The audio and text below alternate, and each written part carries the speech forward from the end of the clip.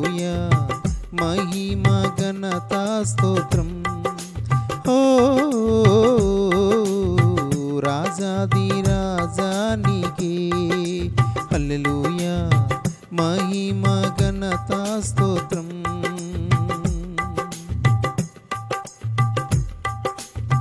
యేసయ్య మాటల్లో సెలయేటి సవ్వడి, యేసయ్య ప్రేమయే ప్రవహించే వరవడి.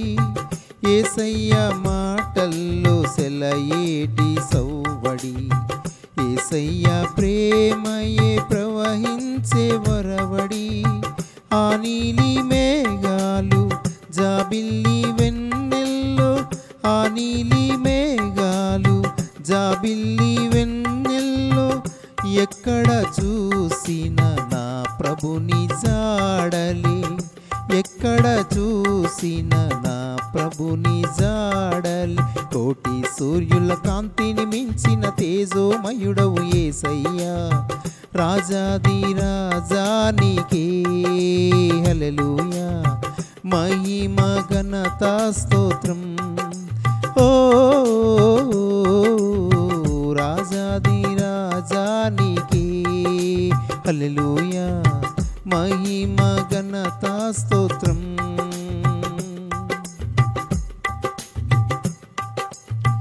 యేసయ్య చూపుల్లో హిమమంత చల్లదనం, యేసయ్య మాటల్లో కొండంత ఆనందం.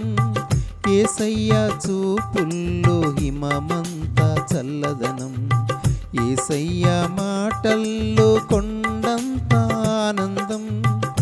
కల్వరి కొండపై కరుణాల నాదుడు, కల్వరి కొండపై కరుణాల నాదుడు, నా కొరకు చేసిన ఆ త్యాగం గొప్పది, నా కొరకు చేసిన ఆ త్యాగం గొప్పది.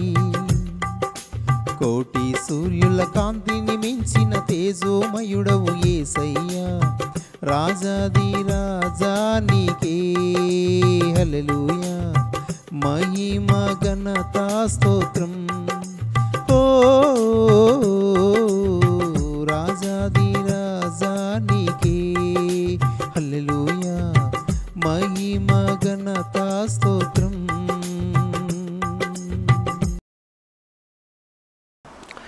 మరియు ఇర్మియా చెరసాల ప్రాకారములలో ఇంకా ఉంచబడి ఉండగా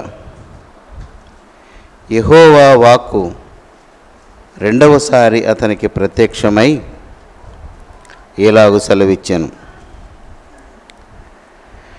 మాట నెరవేర్చు యెహోవా, స్థిరపరచవలెనని దానిని నిర్మించు యెహోవా, యెహోవా అను నామము వహించిన వాడే ఇలాగు సెలవిచ్చుచున్నాడు. మాట ఇది దేవుని గూర్చిన జ్ఞానము లేదా దేవుని గూర్చిన ఒక అవగాహన ఈ వాక్యం మనకు తెలియచేస్తుంది. ఇర్మియా దేవుని గూర్చి చాలా అవమానాలు పొందుతూ ఉంటాడు. అతను ప్రవక్త అయినా, రాజుల ఎదుట దేవుని మాటను యథాతథంగా ప్రవచించేవాడైనా, అందరి చేత ద్వేషింపబడుతూ, అవమానింపబడుతూ, చెరసాలలో వేయబడుతూ, దూషింపబడుతూ, కొట్టబడుతూ చాలా బాధలు అనుభవిస్తుంటాడు. దేవుని మాట ఎప్పటికప్పుడు అతనికి ప్రత్యక్షమవడం, దేవుని చేత ఉపదేశం పొందడం జరుగుతూనే ఉంటుంది. ఇతనికి సమాజంలో అస్సలు విలువ ఉండదు. అయినా ఇర్మియా దేవుని సన్నిధిలో చాలా బలంగా నిలబడి ఉన్నాడు. అతన్ని అలాగ బలంగా నిలబెట్టినటువంటి అంశాలు ఏవి అని మనం ఈ గ్రంథాన్ని చదివితే, ఇర్మియాకు ప్రత్యక్షపరచబడిన దేవుని అంశాలు, దేవుని గూర్చినటువంటి అవగాహన అది చాలా గొప్పగా ఉంటుంది. మనం తెలుసుకోవలసింది అసలు ఇర్మియా ఎలాంటి ప్రత్యక్షత కలిగి ఉన్నాడు దేవుని అంశాల విషయంలో అలాంటిది ఒకదానిని ఈ వాక్యం మనకి తెలియచేస్తుంది. మాట మాట అంటే ఇది దీని తెలుగు భాషలో ఏమంటామంటే ఇది ప్రతిజ్ఞావాచకం అంటాం. మాట, నేను మాట ఇచ్చాను గుర్తుపెట్టుకో అంటుంటాం. మాట అనేది అది ఒక ప్రతిజ్ఞా వచనం. వచనము అంటే వచింపబడినది, ఉచ్చరింపబడినది. దీన్ని ఏమంటే మాటని వృత్తాంతం అని కూడా అంటాం. ఈ వాక్యంలో మాట అనే దానికే చాలా విలువ ఉంటుంది. అందుకే రెండోసారి కూడా మిమ్మల్ని చదవమన్నాను. అందులో ఏముంటుంది? మాట నెరవేర్చుటంటే నెరవేర్చడానికి ఒక అంశము మాట అనేది. ఈ మాట వృత్తాంతం అంటే అర్థం ఏంటంటే ఒక మాట అనే ముందు మనకు తెలుస్తుంది ఇది మన మనసులో చాలా సంగతి జరుగుతుంది. వృత్తాంతము అంటే అర్థం ఏంటి? వృత్తాంతం అంటే అంతము అంటే ఏంటి చెప్తున్నా ముందు? అంతము అంటే ఆఖరణ, అంటే వృత్తము అంటే దాని ముందున జరిగినది. మాట అనేది బయటికి రాకముందు మనసులో జరిగేది ఏదో దాన్ని వృత్తాంతము అని అంటాం. అంటే ఇది మీకు అవగాహన కోసమే చెప్తున్నాను. కనుక అనేకమైన ఆలోచనలు, తర్జన భర్జనలు మనసులో జరిగిన తరువాత బయటికి వచ్చేది. ఇప్పుడు ఎవరైనా మనల్ని ఆశ్రయించారనుకోండి, ఇది ఇలా జరుగుతుంది, ఇలా జరుగుతుంది, ఇలా జరుగుతుందని ఒక అధికారి దగ్గరికి కానీ ఒక ప్రజాప్రతినిధి దగ్గరికి కానీ ఎవరైనా వెళ్ళి అయ్యా ఇలా జరుగుతుంది, ఇలా జరుగుతుందంటే ఇతను చెప్తుంది వింటుంటాడు. కానీ ప్రజాప్రతినిధి మనసులో ఏముంటుంది? అధికారి మనసులో ఒక ఆలోచన బయలుదేరుతుంది. అతను మాట్లాడక ముందు లోపల ఒక కథ అంతా జరుగుతుంది. ఆఖరిని అంటాడు అన్నమాట, ఏమని? సరే నేను చూస్తాను, మీరు వెళ్ళండి. ఇది మాట.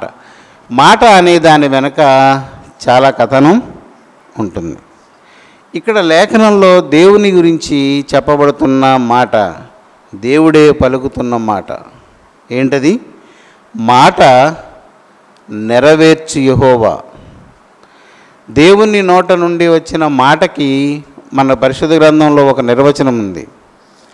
ఆయన నోట మాట బయలు వెడలిన తోడనే అది కార్యరూపము ధరించును. అంటే కార్యము అంటే క్రియలతో కూడిన ఒక సంగతి, అది ప్రారంభమవుతుంది. అయితే మాట నెరవేరడానికి సమయం పడుతుంది. ఏదైనా అంతే కదా. ఇల్లు కడతాను అన్నాం అనుకోండి, నీవన్నీ సమకూర్చుకుని సిద్ధంగా ఉంచుకుని ఆ మాట అన్నా అది నెరవేరడానికి కొంత సమయం పడుతుంది. నెరవేరడం అంటే అర్థం ఏంటి? ఫినిష్ అయిపోవడం, ముగిసిపోవడం. నెరవేరడం అంటే పని పూర్తి అయిపోవడాన్ని నెరవేరడం అంటాం. మాట నెరవేర్చు యెహోవా. యెహోవా అంటే మనకు తెలిసిన మాట. మొట్టమొదట మోషేతో దేవుడు చెప్పినప్పుడు, నేను ఉన్నవాడను.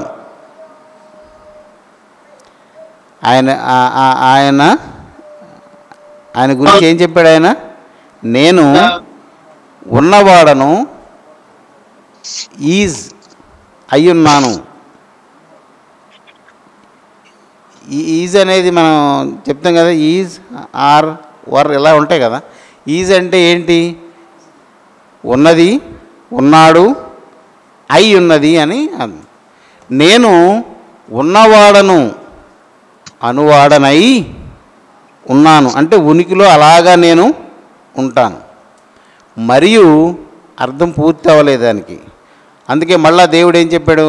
మరియు ఉండును అనువాడను అయి ఉన్నాను అని ఆయన నామమును గురించి ఆయన చెప్పిన మాట. మనం మన దేవుని ఎదుట ప్రార్థన చేసేటప్పుడు ఈ అభిప్రాయం మన మనసులో ఉండాలి. దేవుని గూర్చిన జ్ఞానము సంపాదించిన వాడు అవగాహనతో దేవుణ్ణి పిలవడం వేరు, అలవాటుగా పిలవడం వేరు. అలవాటుగా పిలిచేవాళ్ళు ఎవరైనా ఉంటే ఏమంటారు? ఇప్పుడు ఎవరన్నా పెద్దవాళ్ళు ఉంటారు, ముసలాళ్ళు, పిల్లల్ని పిలుస్తుంటే వెళ్ళరు. ఏరా అలా పిలుస్తుంటే ఎలా వింటున్నావంటే అది అలాగే అంటుంటుంది అంటే ఏంటి? అలవాటుగా జరిగితే ఆ పిలుపుకి అర్థం అంతే. అవగాహన కలిగి పిలిస్తే పిలిచిన వెంటనే పరిగెడుతున్న కంగారు ఎట్రా ఉండరా అంటే లేదు లేదు ఉత్తినే పిల్లరాళ్ళు నన్ను అని వెళ్ళబుద్ధేస్తుంది.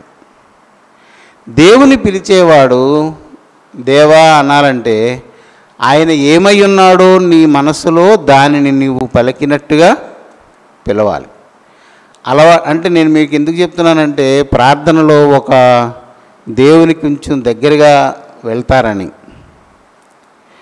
ఇర్మియాకు దేవుడు చెప్తున్న మాట, నేనే యెహోవాను, నేను యెహోవా అనే నామం అంతటిని ఒక్క మాటకి అంటిస్తున్నాడు తెచ్చిదాన్ని.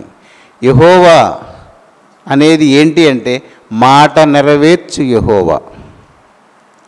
దేవుని యొక్క సంపూర్ణత్వం అంతా ఒక్క సంగతి దగ్గరే దాన్ని కేంద్రీకరిస్తున్నాడు. ఆ మాట దేవుడు చెప్తున్నప్పుడు మాట ఇచ్చి అని లేదు అక్కడ, మాట నెరవేర్చు యెహోవా. అంటే దేవుని నోట నుండి ఒక మాట వచ్చింది అంటే దానిని నేను పూర్తి చేస్తాను, అలాగ చేసే అయి ఉన్న యెహోవానైన నేను అని అర్థం. మాట నెరవేర్చు యెహోవా. ఇది మన మనసులో ఈ రాత్రి స్థిరపడాలి. దేవుని వాక్యం చదువుతున్న వాళ్ళు వాక్యమే మన ప్రయత్నాలు ఇలా ఉండకూడదు. దేవునిలోనికి ఈ సంగతుల విషయంలో గనక మనము మార్పు పొందితే, అందులోకి మనము మార్చబడితే నిత్య జీవమునకు మనం సిద్ధపడినట్టే లెక్క. మనకి ఏ బెంగ ఉండదు, హాయిగా ప్రశాంతంగా పడుకోవచ్చు. అవగాహన లేని బ్రతుకు ఉన్నప్పుడే దేవుని యందు తడబడే అవకాశం ఉంటుంది. కనుక ఈ రోజున ఈ సంగతిని మనం మనసులో చేర్చుకుందాం. మాట నెరవేర్చు యెహోవా. ఒక మాట ఆయన నోట నుండి వచ్చింది అంటే అది నెరవేరింది అని మనం గ్రహించాలి.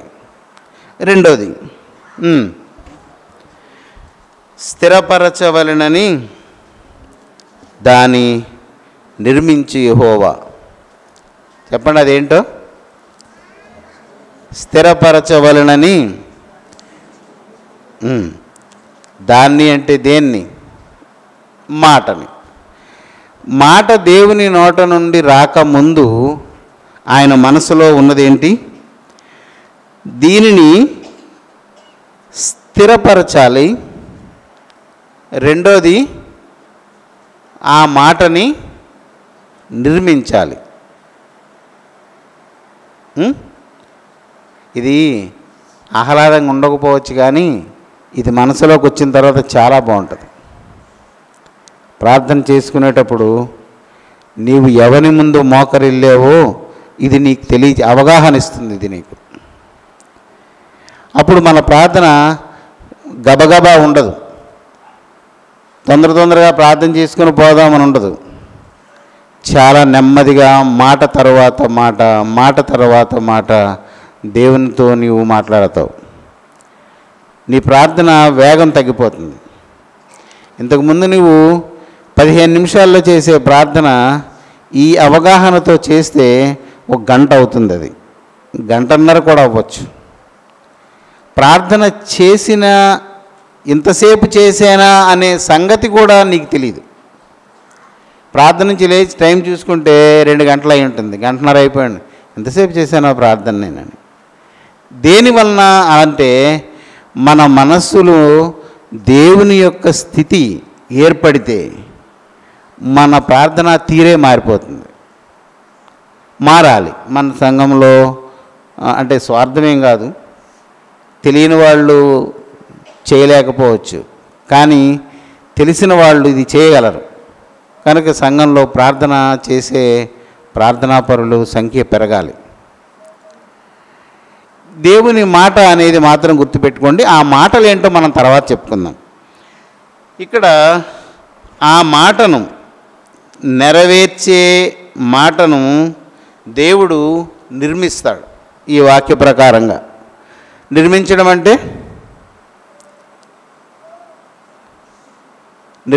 అంటే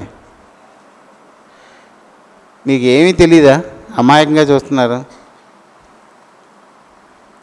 ఒక ఇల్లు నిర్మించక ముందు ఏముంటుంది?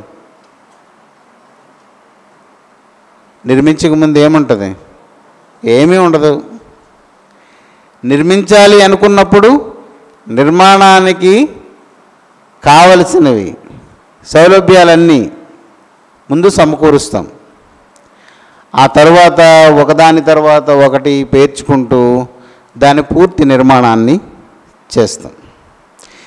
ఇప్పుడు ఈ లేఖనంలో ఏమనుంది? మాటను నిర్మించే యెహోవా దానిని ఏం చేసేవాడు? స్థిరపరిచేవాడు. స్థిర అనే పదానికి ఏంటంటే భూమి, నేల అని అర్థం. నేల మీద స్థిరమైనవి ఏవి అంటే కొండలు, చెట్లు, ఇవన్నీ ఏంటి? కదలవు. స్థిరము అంటే కదలనిది, చలింపనిది స్థిరము. దేవుని మాట దేవుని నోట నుండి వచ్చిన తరువాత దానిని దేవుడు నెరవేరుస్తాడు. ఒకటి. రెండోది, దానిని నిర్మిస్తాడు. మూడు, దానిని స్థిరపరుస్తాడు. దాన్ని ఇప్పుడు మనం చూద్దాం. మళ్ళా మాట నెరవేర్చు యెహోవా స్థిరపరచవలెనని దాన్ని నిర్మించేవాడు. ఎందుకు నిర్మిస్తాడు దాన్ని అంటే స్థిరపరచడానికి. యెహోవా అను నామము వహించినవాడు అంటే దీనికి ఒక పూర్వపదం ఏంటంటే వాహనమైన వాడు, వహించేవాడు అని. అంటే ఈ చొక్కా నేను ధరించాను. ధరించడానికి వాహనం ఏది? వహించేదేది? భరించేదేది? శరీరం. అలాగా వహించువాడు అంటే దాని భారము భరించేవాడు, దానిని సహించేవాడు, దానిని కలిగి కావలసిన చోటుకి దాన్ని క్షేమంగా చేర్చేవాడు. వాహనం ఏం చేస్తుంది? కనుక ఈ లేఖనంలో ఉన్న మాట ఇప్పుడు మనం పూర్తి చేద్దాం. మాట నెరవేర్చు యెహోవా స్థిరపరచవలెనని మాటను నిర్మించు యెహోవా అను నామము వహించినవాడు మన దేవుడు. అంటే ఇది ఆ వరుసలో చెప్పుకొని పోతే అది వేరొక చోటికి తీసుకెళ్తుంది. కానీ అవగాహన కొరకు దేవుని గూర్చిన అవగాహన, దేవుని వాక్కు, దేవుని మాటను గూర్చిన అవగాహన. ఇప్పుడు మనం ఏం చేయాలంటే దేవుని నోట నుండి వచ్చిన మాటను ఇప్పుడు మనం ఏం చేయాలి? గుర్తు చేసుకోవాలి. నీవు దీర్ఘాయుష్మంతుడు వగునట్లు నీ తల్లిని నీ తండ్రిని సన్మానింపు. ఇది దేవుని నోట నుండి వచ్చిన మాట. నీవు దీర్ఘాయుష్మంతుడు వగడానికి నువ్వు చేయవలసిన పని, ఆయన నోట నుండి వచ్చిన మాట ఏంటి? నీవు దీర్ఘాయుష్మంతుడు అవ్వాలి అంటే ఆ మాట ఏమవ్వాలి? ఇప్పుడు నెరవేర్చబడాలి అన్నా, పూర్తి చేయబడాలన్నా, నిర్మించబడాలన్నా, స్థిరపరచబడాలన్నా నీ జీవితంలో నువ్వు చేయవలసిన పని ఏంటి అంటే నీ తల్లిని నీ తండ్రిని నీవు సన్మానించాలి అని చెప్పాడు. అంటే అర్థం ఏంటి? సన్మానించడానికి కావలసినటువంటి పరిస్థితులు నీకుండవు కనుక దేవుడు చెప్తున్నాడు. అంతేనా? ఇప్పుడు చేపని నీళ్ళల్లో పుట్టించి నీళ్ళల్లో ఈదు అనడం ఎందుకు? ఉన్నదే నీళ్లు, అందులో ఈదకి ఏం చేస్తుంది? అది ఈదుతుంది. అది అంతేనా? మనకి చెప్పేది ఏంటంటే నువ్వు నీళ్ళల్లో ఈదు అంటే ఈత నేర్చుకో అని మనకి చెప్పబడు. తల్లిని తండ్రిని సన్మానించుము అని చెప్పబడిందంటే సన్మానించలేని స్థితి నీకు కలుగుతుంది. ఆ స్థితి కలిగినప్పుడు నీవేం చేయాలి అంటే పరిస్థితులన్నిటినీ ఎదిరించి నువ్వు వారిని సన్మానించాలి. సన్మానించకపోతే నీవెన్నడూ దీర్ఘాయుష్మంతుడు కాలేవు. నీవు సన్మానించడం ప్రారంభించిన దగ్గర నుండి ఆ మాట నెరవేరడం నిర్మాణం జరుగుతుంది. ఏ మాట? దేవుని నోట నుండి వచ్చిన మాట ఉనికిలోనికి వస్తుంది. ఎప్పుడు? నీవు సన్మానించడం ప్రారంభించినప్పుడు. అర్థమవుతుందా? నేనే కథలాగా ఉందా? లేకపోతే మనం తీసుకున్న దేవుని మాటే అల్పంగా ఉందా? పెద్ద మాట తీసుకుందామా? పోయిన వారం మనం చెప్పుకున్నాం కదా, ఆహార పదార్థములు భోజన పదార్థములు కడుపునకును, కడుపు భోజన పదార్థములకును నియమింపబడి ఉన్నవి. దేవుడు వాటిని దానిని తీయండి ఒకసారి. 1 కొరింథీ 6వ అధ్యాయం. రైట్. దేహము దేనికోసం? అయితే కడుపు దేనికోసం? దేహాన్ని పోషించడం కోసం మాత్రమే కడుపు. దీనికి విలువ లేదు. కానీ దేహం మాత్రం దేవుని కోసం. దేహము దేవుని కోసం. ఇప్పుడు మన జీర్ణాశయం, మనం ఆహార నాళం, ఈ నోరు, తిండి అంతా వేరే ఒక వస్తువు అయిపోయింది శరీరంలో నుంచి. ఎప్పుడైనా తిండే అని సమస్తం తిండే అనుకున్న వాడి గురించి దేవుడు ఏం చెప్తున్నాడు? కడుపే వారి దేవుడు. కడుపును దేవుడు ఏం చేస్తానన్నాడు? నాశనం చేస్తానన్నాడు.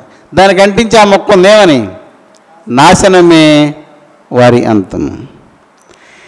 కడుపు తిండి దేనికోసం అంటే కేవలం భూమి మీద శరీరానికి బ్రతకడానికి శక్తిని అందించడానికి మాత్రమే. అయితే ఈ దేహములో ఏం జరుగుతుంది అంటే మరణించిన రోజున శరీరముతో చేయబడిన క్రియలన్నీ, పనులన్నీ ఆత్మకు ట్రాన్స్ఫర్ అవుతాయి అంతే. ఈ శరీరం చనిపోవడానికి, మరణం అంటే అదే. ఆత్మ శరీరాన్ని విడిచిపోయే క్షణాన్ని మరణం అంటాం మనం. ఆ మరణం రోజున ఏం జరుగుతుంది అంటే దేహముతో చేసిన వాటన్నిటినీ ఆత్మకు ట్రాన్స్ఫర్ అయి చేసుకొని ఆత్మ వెళ్ళిపోతాడు, దేహం విడిచిపెట్టబడుతుంది. అందుకే బైబిల్ గ్రంథంలో ఉంటుంది, ఒకని జన్మదినము కంటే జన్మదినంలో ఏముండదు.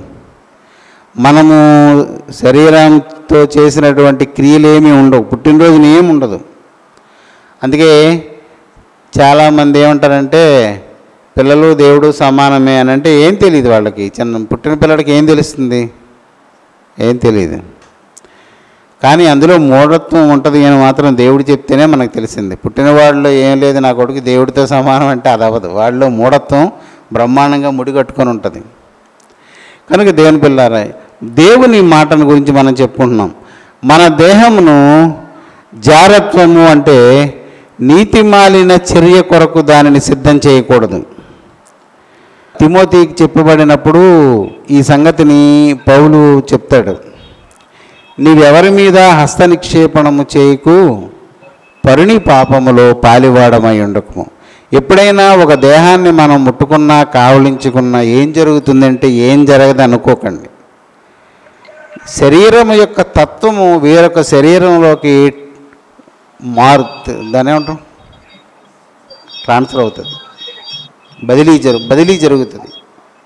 ఇది ఎప్పుడైనా మనం చెప్పుకోవచ్చు, దీని గురించి కాదు. అంటే మనకు సందర్భం వచ్చింది కాబట్టి ఈ సంగతి గురించి మనం మెత్తుకున్నాం. దేవుని నోట నుండి వచ్చిన మాట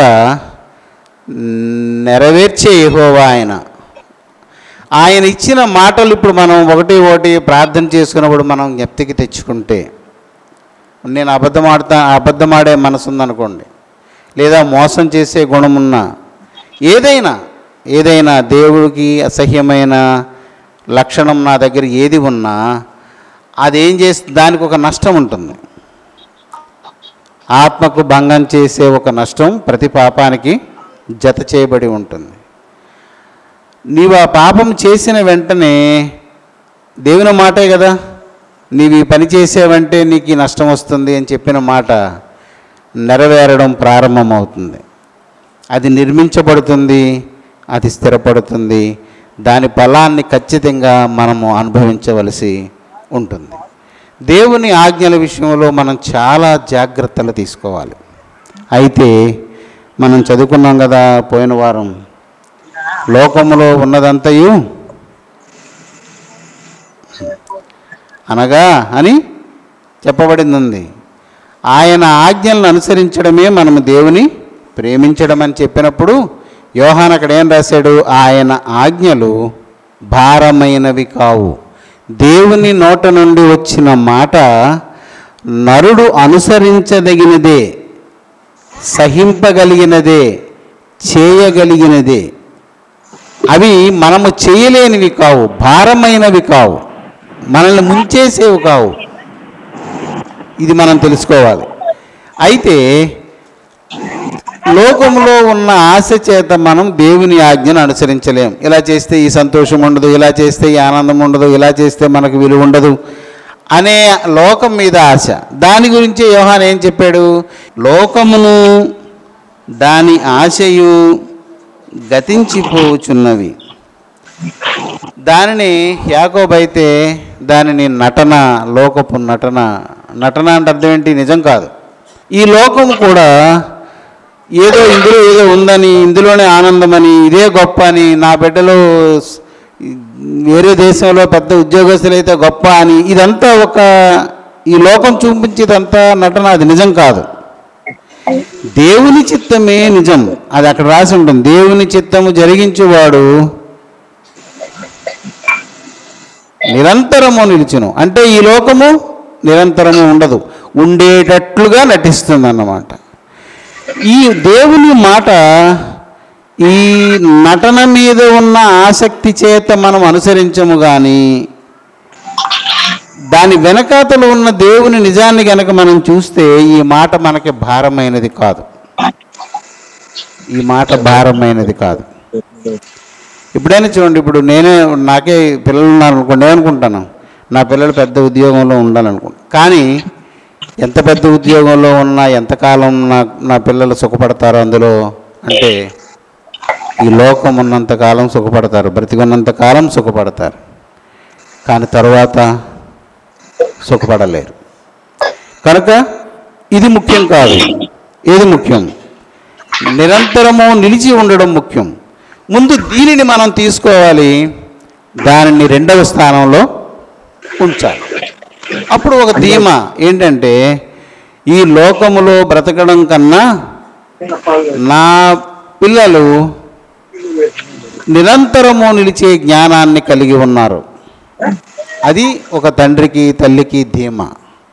నా పిల్లలు నశించిపోరు, ఆ దినాన నరకంలో వాళ్ళు ఏడవరు, దేవుని నిత్య జీవములో నిరంతరము నిలిచి ఉంటారు. ఈ రెండోది, లోకములోది కడుపులాగా, శరీరం ఉన్నంతకాలం పోషించాలి గనక కడుపు. అందుకే ఎక్కువ తిన్నా కక్కేస్తుంది. అది కరెక్ట్గానే ఉంటుంది, దేవుడు చెప్పిన నియమాన్ని అనుసరిస్తుంటుంది. అది ఎక్కువగా తినేసారనుకోండి ఏమవుతుంది? వాంతులు విరోచనాలతో ఏదోలాగా దాని బాధలు అది తీర్చుకుంటుంది. అది కొంత మట్టుకే ఏదైనా స్వీకరిస్తుంది, కానీ మనసు తృప్తి చెందదు మనకి. కనుక దేవుని నోట నుండి వచ్చిన మాట మనము అనుసరించగలిగితే ఆ మాట నెరవేర్చడం వలన వచ్చే ఏ లాభం ఉందో ఆ లాభము నిర్మాణం ప్రారంభమవుతుందని తెలుసుకోండి. ఆ నిర్మాణం ఎప్పుడు పూర్తవుతుందంటే మన మరణ దినానే అది పూర్తవుతుంది. దీనిని అప్పటి వరకు మనం కలిగి ఉండాలి. 1 సంవత్సరం వరకు మనం అబద్ధం ఆడకుండా ఉండి, సంవత్సరం తర్వాత అబద్ధం ఆడితే ఏమైంది? దేవుని దేవుని మాటను అనుసరించడానికి నీవు పూనుకున్నప్పుడు అది నిర్మాణం ప్రారంభమవుతుంది. దాని నిర్మాణము స్థిరపరిచేలాగా నిర్మాణం అవుతుంది. ఈ నిర్మాణము పూర్తవ్వడానికి పట్టే కాలము బ్రతికి ఉన్నంత కాలం. దీన్ని నీవు అనుసరిస్తూనే ఉండాలి. అది నిర్మాణం జరుగుతూనే ఉంటుంది. చనిపోయేనాడు అది స్థిరపడిపోతుంది. అది యుగయుగాలు మారక నిత్యత్వములో అలాగే ఉంటుంది. అది యేసుప్రభు శిష్యులకు చెప్పిన ఉపదేశాల్లో ఉంటుంది, మరణము వరకు నమ్మకముగా ఉండుము. మరణము వరకు నమ్మకముగా ఉండుము. నమ్మకము అంటే ఏంటి? దేవునికి నమ్మకం ఏంటి? నువ్వు చూపించే నమ్మకం ఆయన మాటను అనుసరించే విషయంలో నమ్మకంగా ఉండు. ఇది నిర్మాణం జరుగుతుంది, ఆ రోజున స్థిరపడుతుంది.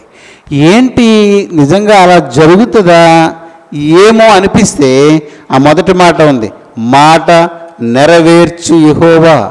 ఇది మన మనసులోని చెరిగిపోకూడదు. మాట నెరవేర్చేవాడు, పూర్తి చేసేవాడు ఆయన మన దేవుడు. మాట నెరవేర్చు యెహోవా. ఈ మాట మీరు చాలా పదిలంగా దాచుకోవాలి. ఎప్పుడూ అల్ప విశ్వాసాన్ని మనసులోనికి రానివ్వకండి. ఇది మన బలం. నీ దేవుడు నోట నుంచి వచ్చిన మాట ఆయన నెరవేరుస్తాడు. ఏంటి ఆయన మాట అంటే, అబద్ధమాడకు, వ్యభిచరింపకు, పరిణిదేది ఆశింపకు, లోకాన్ని ప్రేమింపకు. ఇవి ఆయన మాటలు.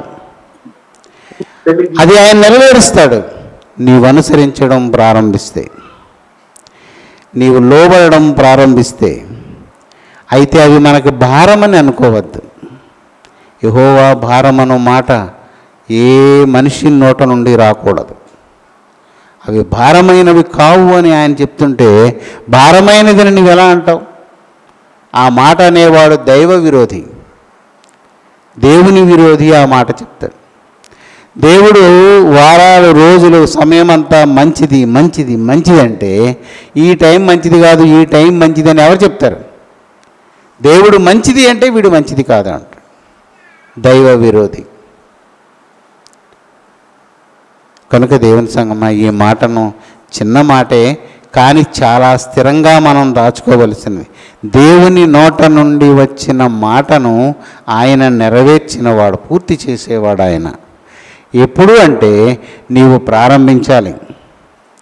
నీవు ప్రారంభిస్తే, దానికి లోబడితే అది నిర్మాణం ప్రారంభమవుతుంది. నిర్మాణము ప్రారంభమై మరణము వరకు నీవు నమ్మకంగా ఉంటే ఆ రోజున ఏమవుతుంది? అది స్థిరపడుతుంది. దేవుని చేత స్థిరపరచబడినది యుగయుగాలు స్థిరంగా అలాగే ఉండిపోదు. మనము స్థిరపడాలా, అస్థిరంగా బ్రతికంతా ఉండాలా అనేది మన చేతుల్లోనే ఉంది. ఇందాక మనం చెప్పుకున్నట్లుగా మన శరీరముతో మనం చేసే ప్రతి పాపము మన అంతరంగములో పోగు చేయబడి ఉంటుంది. అంతరంగములో ఉన్న మన ఆత్మ అది యెహోవా పెట్టిన దీపము అని మనకు తెలుసు. అది అంతరంగాలన్నింటినీ చూస్తూ చూస్తూ అలాగే ఉంటుంది. ఈ అంతరంగాన్ని గనక మనము ప్రభువు దగ్గర ప్రార్థన చేసుకుని ఆయన రక్తం చేత శుద్ధి చేసుకుని వాటన్నిటినీ మనము చంపేస్తే మన అంతరంగం అప్పుడు నీతి క్రియలతో నింపబడి ఉంటుంది. కొన్నిసార్లు విడిచిన పాపం మరలా ఈ ప్రభు చెప్పలేదా? ఏమని శిష్యులతో మాట్లాడినప్పుడు చెప్పలేదా? ఒక దురాత్మ ఒక మనిషిని విడిచిపోయినప్పుడు కొంతకాలం తర్వాత తాను విడిచి వచ్చిన గృహం ఎలా ఉందో చూడాలి అని మళ్ళా వస్తాడు. వచ్చి చూసినప్పుడు ఊడ్చి అమర్చి ఉంటుంది. ఎవరి కోసం ఊడ్చి అమర్చించాడు? వీడొచ్చి కూర్చోవడానికి వీలుగానే అది ఉంది. ఇంతకుముందులాగా వీడు వెళ్ళిపోయినప్పుడులాగా గలీజ్గా అటు ఇటుగా లేదు. వెంటనే వాడు వెళ్ళి, ఇంతకుముందు నేను ఒక్కడనే ఉంటే వాళ్ళు నన్ను బయటికి తవ్వినిశారు, నాకు కొంచెం హెల్ప్ చేయండి అని ఎవరిని అడుగుతాడు? ఎవరైనా ఇప్పుడు నన్ను కొట్టేవాడు ఎవడన్నా వచ్చాడు అనుకోండి, వాళ్ళతో నేను పోరాడలేను కాబట్టి నేను ఎవరి సహాయానికి వెళ్ళాలి? నాతో సమానమైన వాడి దగ్గరికి వెళ్ళి అడుగుతానా? ఇద్దరిని తంతాడు. అందుకని నాకన్నా బలమైన వాడి దగ్గరికి వెళ్ళి అడుగుతాను. అలాగే వాడు కూడా ఏం చేస్తాడంటే వాడికన్నా మరీ చెడ్డవైన అంటే డబుల్ పోర్షన్ బలం కలిగినటువంటి దుష్టత్వం కలిగిన వాళ్ళని సహాయం 7 అంటే మొత్తం లెక్కడితే ఎంతమంది అయ్యారు? వాళ్ళు 14, వీడు 15 మంది. అంత బలంతో వచ్చి అంటే మన మన క్యాలిక్యులేషన్ అది అంచనా. మరి చెడ్డవైనా అంటే 2 రెట్లు కాబట్టి 7 తెచ్చుకుంటాడంటే 7 రెళ్ళు 14, వీడొకడు అంత బలంతో వచ్చి అందులో అక్కడ ప్రభు చెప్పిన మాట ఏంటంటే వీని మొదటి స్థితి కంటే కడపటి స్థితి మరి చెడ్డదగం.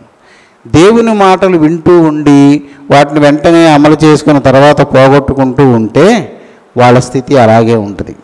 ఆ తర్వాత చేర్చుకుందామన్నా కుదరదు, అవ్వదు. కనుక ఏదైనా దేవుని లేఖనం వాక్యం విన్నప్పుడు దానిని మనం సాధకం చేయడం ప్రారంభించాలి. చేత కాకపోతే దేవుని సహాయాన్ని అడగాలి, అంతేగాని వదిలేసి ఊరుకోకూడదు. ఊరుకుంటే ఆత్మకు భంగం కలుగుతుంది. దయచేసి దేవుని సంగం ఈ మాట గుర్తుపెట్టుకోండి. దేవుడు తన మాటను నెరవేర్చువాడు. మాట అంటే మీరు తెలుసుకున్నారు కదా. ఆ మాటను ఎవరైతే దేవుని ఆజ్ఞకి రెండు పార్శ్వాలు ఉంటాయి. అనుసరిస్తే జీవము, అనుసరింపకపోతే మరణము. అనుసరింపకపోతే ఆయన మాట ఏంటంటే మరణం సంభవిస్తుంది. మరణం అంటే ఈ మరణం కాదు, నరకం. ఆ నరకానికి నీకు ఆ నిర్మాణం ప్రారంభమవుతుంది. అది అక్కడితో మరణంతో స్థిరపడుతుంది. ఎల్లకాలము మరణంలోనే నరకంలోనే ఉంటావు. లేదు, అనుసరించడానికి సిద్ధపడి పడుతూ లేస్తూ ప్రభు చింతన వదలకుండా పడుతూ యాకోబు ప్రార్థన పెనుగులాడడం.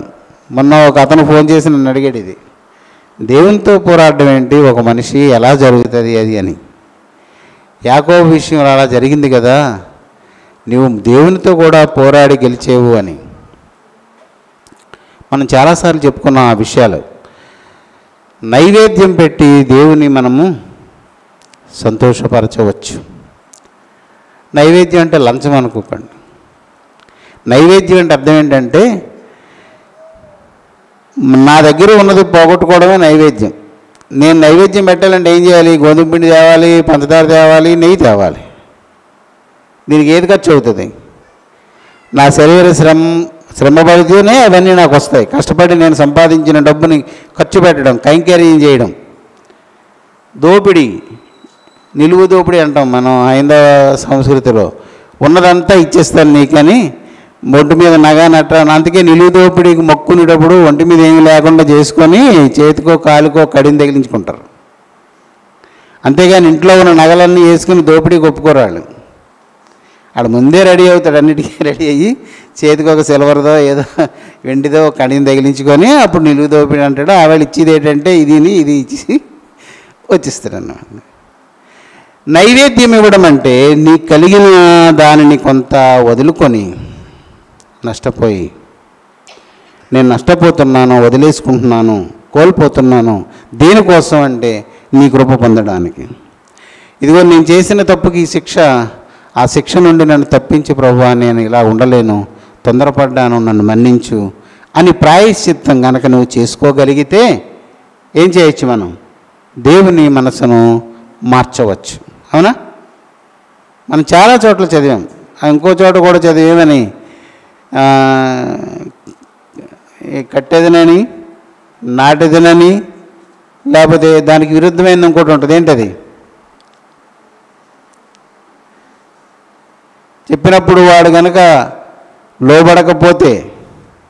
లోబడితే ఇంతకీ దాని సారం ఏంటంటే, కొడతానని నేను అన్నాను అనుకోండి, చేసిన తప్పుకు శిక్షగా నేను ఒకరిని కొడతానని అంటే వాడు గనక మనసు మార్చుకుని దేవుని భయం కలిగి నేను తప్పు చేశానని వాడు తిరిగి వస్తే, పశ్చాత్తాపడితే దేవుడు చేస్తానన్న కీడు చేయడు.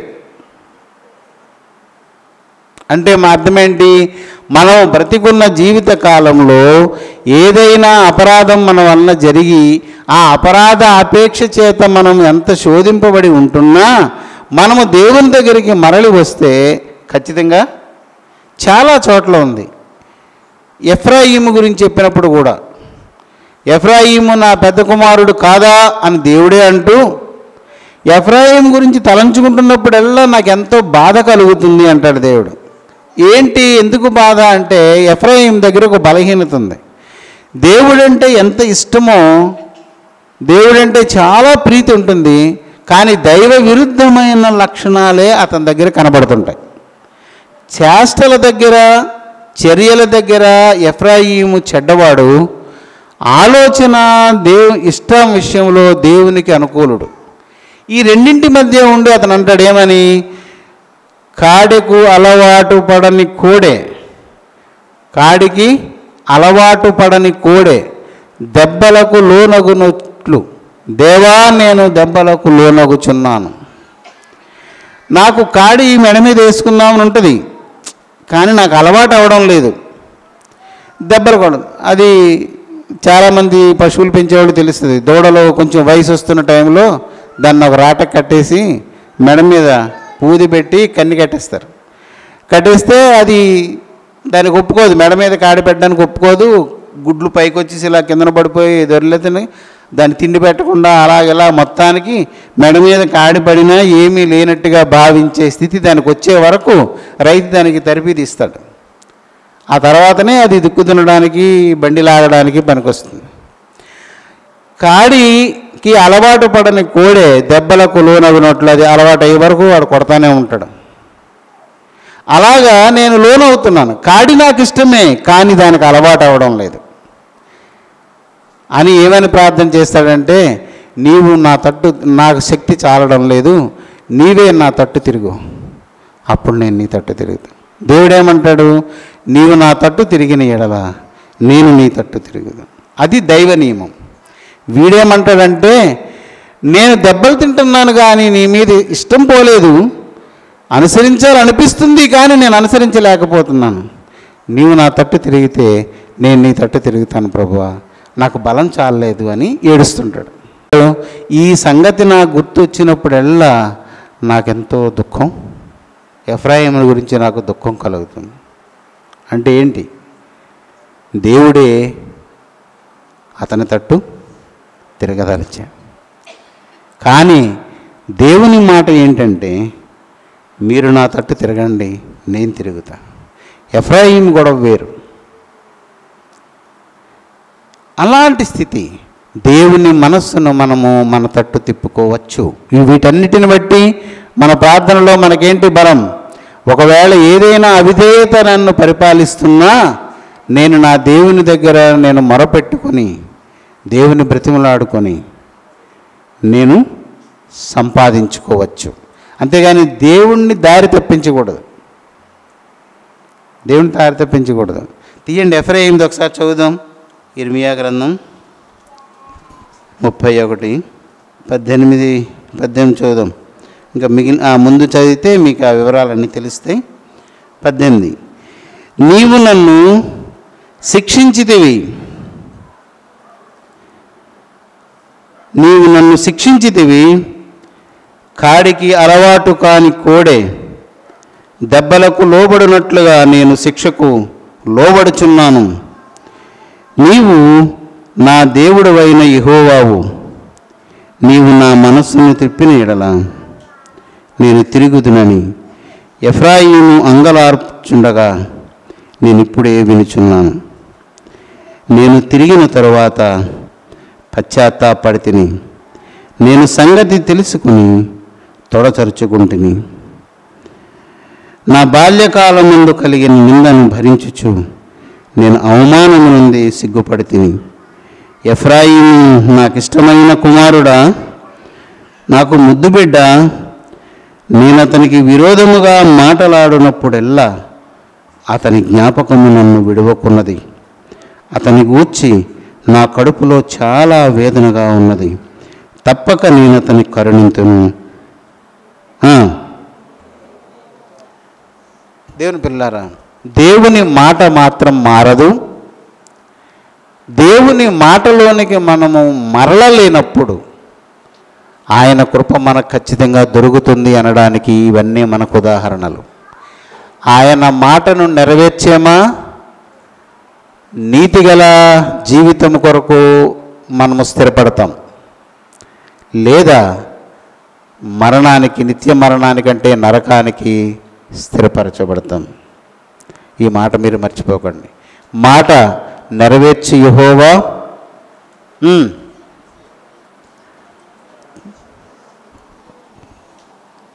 స్థిరపరచవలెనని దాన్ని నిర్మించు యెహోవా.